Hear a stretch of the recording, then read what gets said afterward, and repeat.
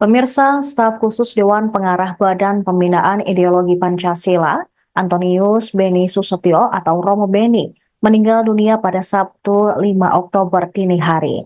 Berdasarkan informasi yang diterima tribunnews.com, Romo Beni meninggal di Rumah Sakit Mitra Medika Pontianak pukul 00.15 waktu Indonesia Barat. Ia meninggal saat berusia 55 tahun atau sekitar 5 hari menjelang ia berulang tahun pada 10 Oktober. Rencananya jenazah Romo Beni akan dibawa ke rumah duka Gotong Royong Malang, Jawa Timur. Mengutip Kompas.com, Direktur Nasional Gus Durian Network Indonesia, Alisa Wahid, juga menyampaikan sebelum Romo Beni meninggal, ia sudah lama mengidap penyakit komplikasi diabetes. Tetapi ia belum bisa memastikan apakah Romo Beni meninggal karena sakit komplikasi diabetes. Jenazah Romo Beni disebut akan mendarat di Surabaya pada Sabtu siang ini. Rencananya jenazah Romo Beni akan dimakamkan di pemakaman Sukun di Malang pada Senin 7 Oktober. Belum ada informasi lebih lanjut mengenai penyebab Romo Beni meninggal dunia. Tribunnews.com masih mencari konfirmasi ke pihak-pihak terkait. Romo Beni diketahui berada di Pontianak. Hal ini diketahui dari keterangan pers terakhir yang ia kirimkan ke awak media pada Jumat 4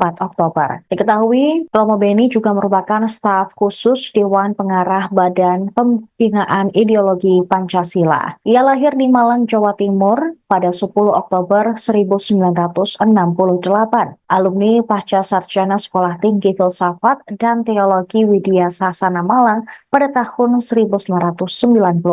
Selain itu, Romo Beni juga aktif menulis buku, diantaranya berjudul Hancurnya Etika Politik, Membuka Mata Hati Indonesia. Ia juga sempat ditunjuk sebagai Sekretaris Eksekutif Komisi Hubungan Agama dan Kepercayaan Konferensi Wali Gereja Indonesia pada 2008.